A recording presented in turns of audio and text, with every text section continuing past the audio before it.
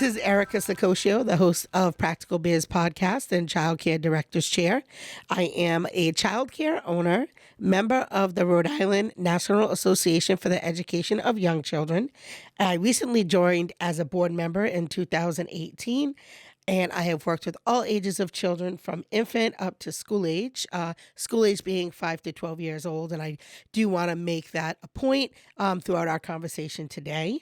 And I am joined with Allison, who is somebody I've known a really long time. She is a fierce advocate, very knowledgeable when it comes to the world of early childhood education and advocacy and leadership for sure. She has a great heart and a smart head for sure on her shoulders. She has worked in many different programs, and those of you who work in the early childhood field have benefited from her work either directly or indirectly. So with that, I'm going to have you tell us a little bit about yourself. She's like, thanks, Erica. Tell us a little bit about yourself. It's all very true. That is like the sweetest introduction I've ever heard. And it's all very, very true. I have been lucky to know you for a few years now. Can you tell the folks who don't know you, who haven't had the pleasure yet to work with you, a little bit about yourself and how you ended up here at RIAEYC? Sure. So I'm Alyson Panzarella. I'm a graduate of the University of Rhode Island's Human Development and Family Studies program. And I first joined Rhode Island AEYC as an intern my senior year of college there. And I just loved the work, and it felt like a good fit. So luckily, when a position opened up, they reached out to me, and it was, and I've been there ever since. So I've worked for Rhode Island AEYC as staff for 7 years. Smart move, guys. Smart move. Amazing hire, but you already know that. The growth in this lady is amazing. Thank you. Thank you. Yes. So there, I'm the coordinator of program quality at Rhode Island AEYC. So that means basically at a nonprofit agency, when you coordinate that program quality, your hands are in a lot of really important projects. We're going to definitely do a deeper dive on all of those. But really, Erica started by saying that, I'm a fierce advocate, right? And I think that just learning about the childcare industry and the early childhood workforce, I was very driven to study the law and policy that governs this industry. And obviously, just knowing what we know about the first 5 years, and how important it is, I'm very interested in laws that are preventative in nature. So I went to Loyola University, Chicago, and studied children's law and policy there. And that has really helped shape my advocacy. And I also just recently started as an adjunct professor back at my alma mater at URI, teaching family policy. So pretty impressive. There's one thing, it is, but you're right, that it's a passion, and I just hit the books about it. That's what I've always known to do. And so I said, you know what, I'm going to study the crap out of this, and we're going to work on it, and we're going to make it better. Yeah. So that's what we've been trying to do. Yeah. So tell us a little bit about the vision of the agency. Sure. So the vision at Rhode Island AEYC and NAEYC is that all young children thrive and learn in a society dedicated to them reaching their full potential, which tattoo it on my body. I feel it deeply. It's probably the reason why I've been here so long is just that I feel that very deeply. And that is a society that I want to live in, especially when we consider working families and young parents and just making sure that their child is always taken care of, especially when they don't have the opportunity to stay home with them.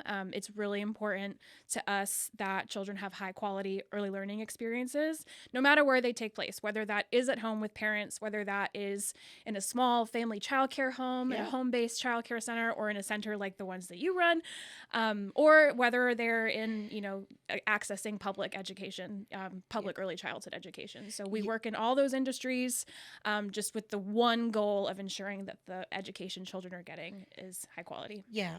And so one of the things, my face has been connected to the school age group in Rhode Island for a very long time. And so I thought I wanted to throw my hat in the ring, which a lot of people thought was an odd fit. But for me, I really felt like children ages 5 to 12 somehow in our state, and I don't know every state, had gotten lost for a long period of time because there are a lot of great advocacy for older youth, right? You've got the After School Alliance and you've got PASA and a lot of really fantastic agencies, but most of them are middle school, Yeah. children.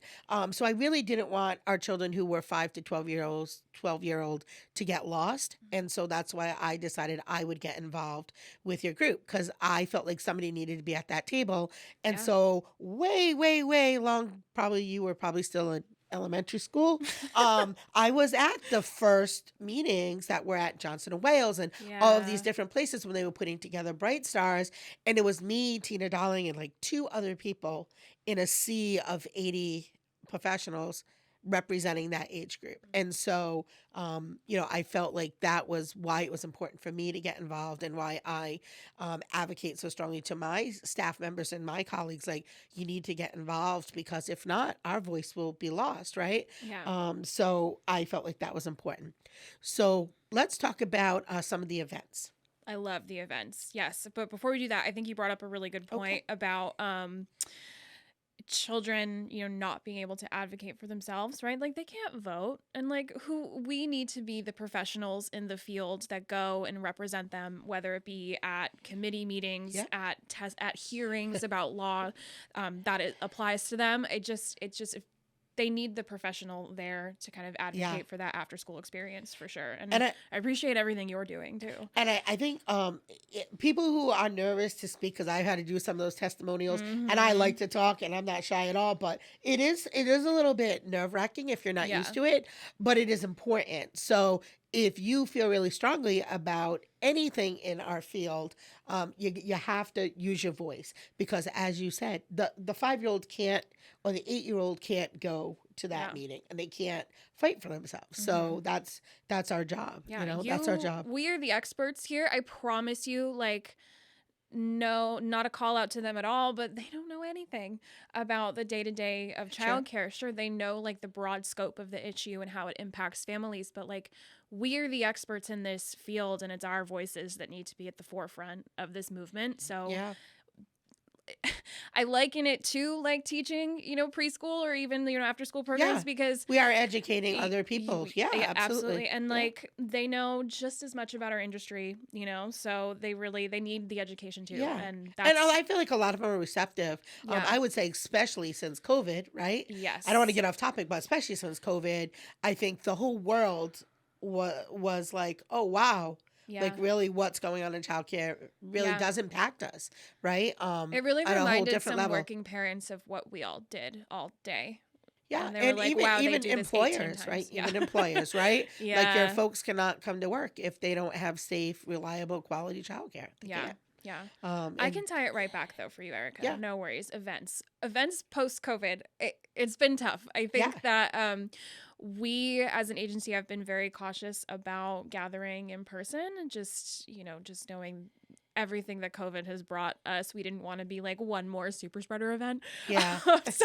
So it has been a little bit slow in the uptake, but there are national events every year, and they are back to being in person. So as a NAEYC member, you have access to annual conference, which is such a great networking opportunity for early childhood professionals to gather in one place and just, learn together and have the opportunity to network. I mean, I have honestly made some like real friendships through my NAEYC membership, and through meeting people with similar jobs that I have in other states, and just we're learning from each other. And I think especially when we talk about the advocacy, it's important to keep up with other states and what their successes are, and where their challenges are, even in implementing a lot of the programs that we have here in Rhode Island, like Bright Stars. I was going to say that. I was going to say, for a small state, I bet a lot of people reach out to you guys, because you guys really do a fantastic job. I mean, I don't want to. But you do. A little. You do. We definitely are a leader in the country. For sure. We definitely are, people know who we are, because, small but mighty, I would say. Yeah, and we're all leaning on each other. I think that Rhode Island is really well positioned, because some of the policies like pre-K, we were kind of towards the latter of the states that took it on, and we were really looking at other states and and what their lessons learned were.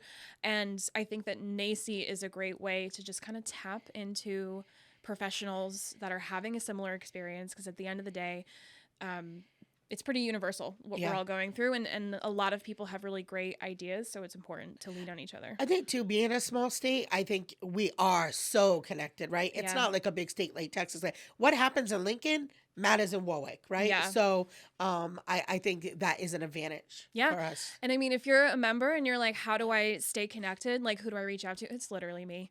Like, you email me directly. It's not like we're this huge organization where you're gonna get lost in an inbox 100% somewhere. True. Yeah. We're especially when we were like one of the first centers to go through Bright Stars. You guys were a wealth of knowledge and were super helpful with, you know, any parts of the application we were stuck with, or understanding the eckers or the itters better, or because I remember like the first time I was like, wait, I have 1,000 books. Yep, but you're missing 5 in fantasy, right? But you know, because I was so mad when I first got my my itters back, or I think it was my eckers, and I was like, what do you mean?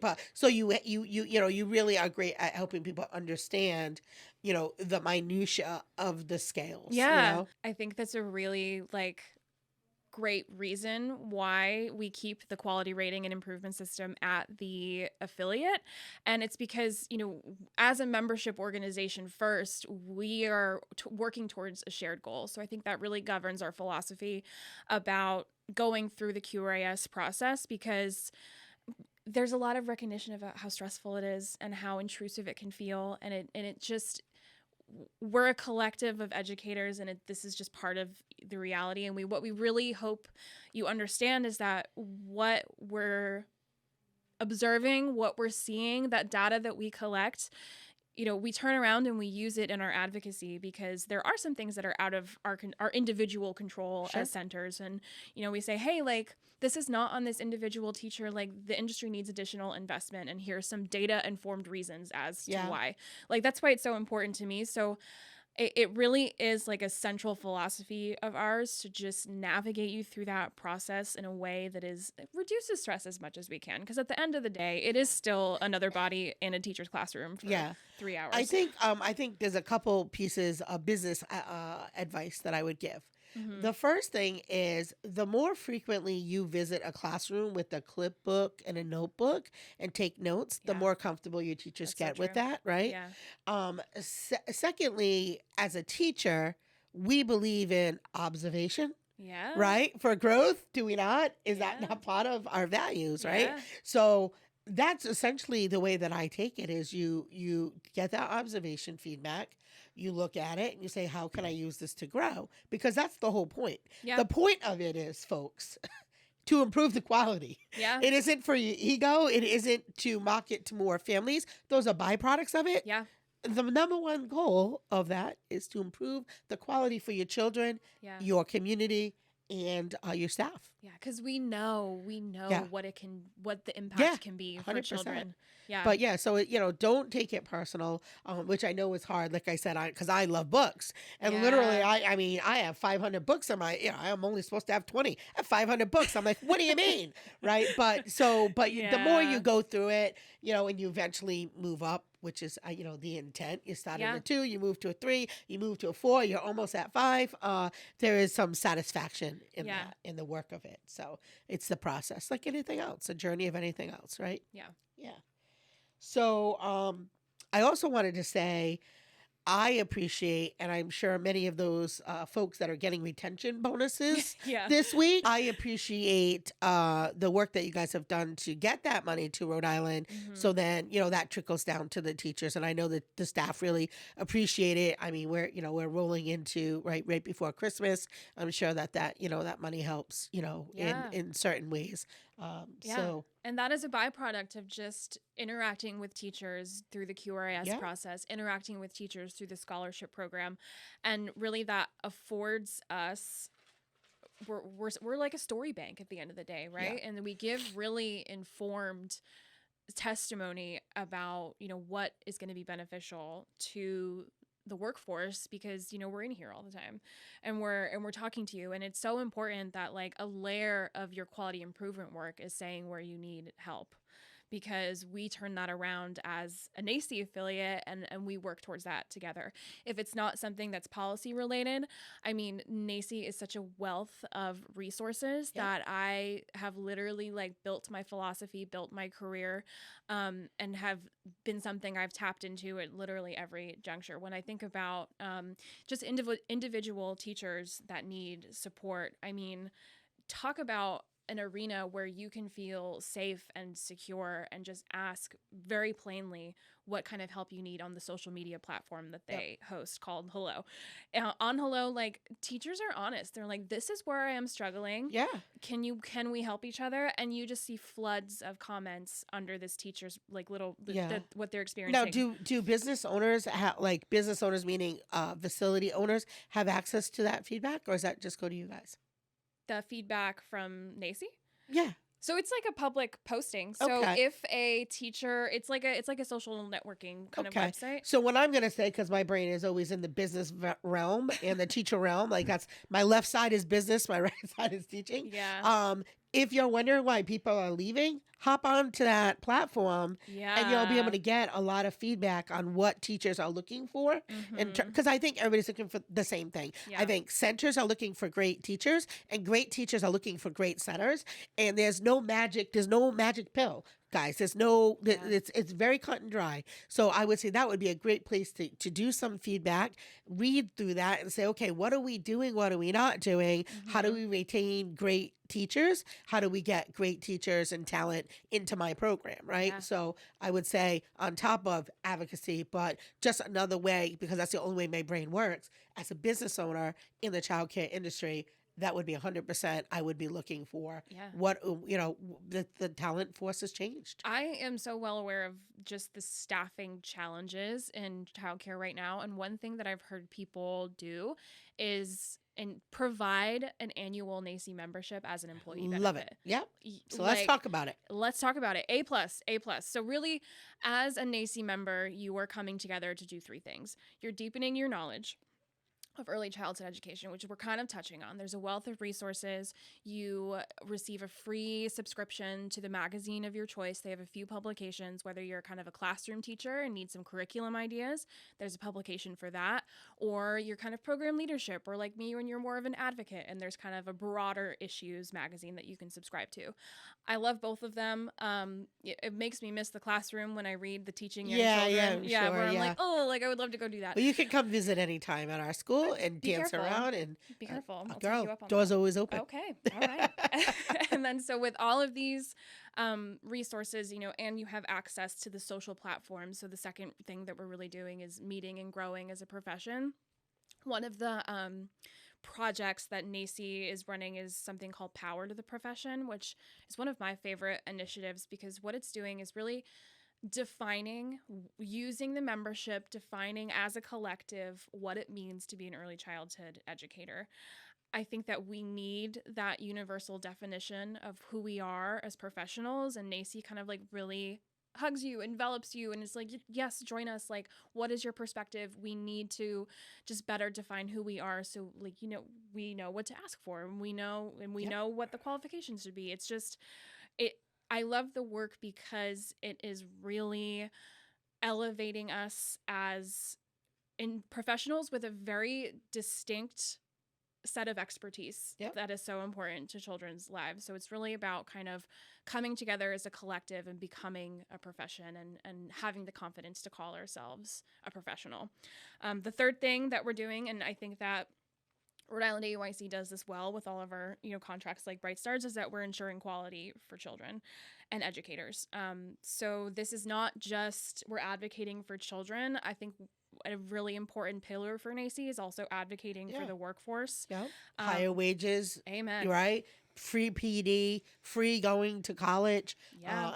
None of those things were around when I started, right? Yeah. So And there are some consumer benefits. I mean, a lot of professional organizations do this, but you can hit up our website and kind of see who we've partnered with. Yeah. As a national member, I'm not even trying to be a commercial, but I did save a bunch of money on my car insurance. Yeah. because You're a member. NAEYC kind of gives you a member benefit of discounted insurance. So like there's a lot of big businesses. I think that the other one is Office Max. You got a discount through Office Max, and Rhode Island AEYC likes to build on that. So one thing that we've done locally is partnered with the Greater Providence YMCA for discounted memberships, and we've partnered with BJ's Wholesale Club for discounted memberships for members. So once you get that little like NAEYC member card, you actually, it's a little bit of a key to some good savings. I really appreciate all of that, and honestly, like I could not sit here and list all of the benefits because depending on where you live, there are so many. Right. So visit the website Amen. and you can get that info. So tell us just a little bit about the new family membership. Family membership is really cool. So obviously, like kind of like I said at the top, some children in these like really critical years of development are with a family member during their core day, and that doesn't really change the neuroplasticity, which is a big word that basically means they're really susceptible to learning and they're very spongy at this age. So really what NAEYC does is, as for family memberships, is first of all, if you are accessing childcare, it's an opportunity to join the advocacy movement alongside your child's educator. Parents have a very unique experience accessing childcare, whether it be through affordability or, which we all know, or recognizing that like, wow, like my child's teacher is such an important part of my village. Why doesn't she make the same salary as a kindergarten teacher? And I believe she should. So that is an opportunity for parents to join, but it also gives you the same access to all of the resources for honestly a smaller price than a standard membership. For $35 a year, a family can join NAEYC, have access to all the same activity opportunities. I think it's a great thing for if you're maybe a sibling, or not, I mean, like, an adult sibling, like a grandparent or a stay-at-home parent who is just kind of spending the day with these kids. You have the same access to all the resources around their brain development at this time. Yeah. So that's a great resource for parents. Amen. Yeah. So even if you are, that family friend and neighbor care, or maybe a nanny, like, yes, like the profession is, we're often talking about childcare and family childcare homes and after school programs, but hey, like there's room for a family friend and neighbor care. For everybody. Absolutely. And that doesn't mean, just because they're not in a typical school setting, that there's no way to capitalize on the really critical development that's happening. So access to all the media, access to the advocacy campaigns, and really, honestly, just a way, if you're a parent that is paying into this, I mean, there's benefits for the workforce, If you grow our membership, we put all that money as a nonprofit. All that money goes right back out to serving the community. Well, sounds like a great investment. So how long is a membership good for? 1 year. Okay. And so what's the renewal process look like? It is all online, but kind of, again, because we're Rhode Island and we're small enough, you could just email me. Okay. But it's all online. It's a pretty user-friendly system, and you just enroll at NAEYC.org. Okay. And so if you are a business who is maybe not a childcare business, but a business who believes in what we are doing here, you could be a business sponsor? Yes. Yep. So we at Rhode Island AEYC are totally open to any donation that would kind of benefit the child care providers in any way. We would use a donation like that to maybe fund a trip to the annual conference or public policy forum. I'll have an aside about public policy forum in a minute, but you could fund an educator's trip to DC. You could sponsor some memberships so that your child's teacher could have access to these resources. We're definitely open to philanthropic sponsorship at any junction. And I would say if you are a B2B business and you sell furniture, office stuff, anything that you feel that your service would benefit either a school or a childcare program, I think that totally makes sense to be a sponsor and get your business in front of the eyes of every child care Yeah. program in the state for sure from a business And we have an venue. amazing network. If you wanted to say like, hey, I'm a Warwick business, Yep. my employees use this these providers, Yep. we can really kind of drill down and see, you know, Oh, who's that's providing great. these services in Yeah. Warwick, what do they need? We can really just act as That's awesome. a network for you too. And then for those people who are really, that's you out there, who are really excited and pumped up after this video, and you are interested in maybe being a board member or Yeah. being a more active member and helping with whatever they need, stuffing envelopes, putting stamps on, True. like whatever they need there, right? Because Yeah. you guys do a lot of work. Definitely, I would say visit their website. I have been a board member for just a short time. It feels like, although it was a long time, but because of COVID, we didn't get to do much in-person stuff, which Right. really, Yeah. that was meh. But Yeah. so you want to talk about public policy before we wrapped up? So go I ahead. do. So one Okay. of the events that there happens every year is Public Policy Forum. And this is when we take a group of professionals to Washington, D.C. And we literally, after like, you know, a day or two of some really intense professional development about how to conduct these meetings, we go to Capitol Hill and we meet with our congressional delegation. So it has been a really cool experience to like go into those Senate office buildings, go into those House of Representatives office buildings and have an actual meeting in a very, you know, Yeah. prim and proper boardroom. And then our delegation has always been so supportive. So, you know, you kind of get, oh, do you want to go have a Capitol tour? And I just think it's a really cool way to explore the intersection of your work and public policy. It's Yeah. like a crash course. But we are there every year, and a big thing that we do at Rhode Island AEYC is build those relationships with legislators. I mean, the advocacy Thank you. you're welcome. Thank you. The advocacy piece is such an important part for me, and it's so close to my heart because really the work that I was doing before, mostly with Bright Stars, was just a lot of it's tough to be a childcare provider. It's a lot of emotional baggage. Like you hear Yeah. so much about how programs are struggling, whether it be financially, whether it be retaining Yep. staff. I cry in a lot of videos when we talk about Yeah. it with Derek, when he talk about going through COVID-19 and all Yeah.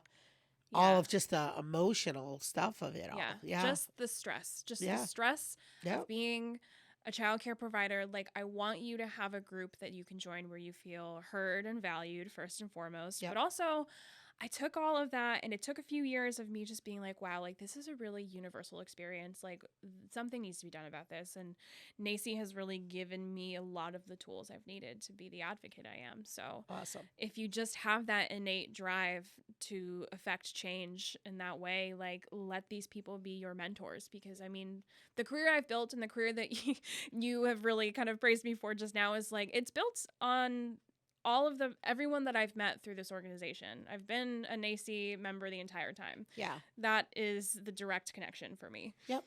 So what is the website?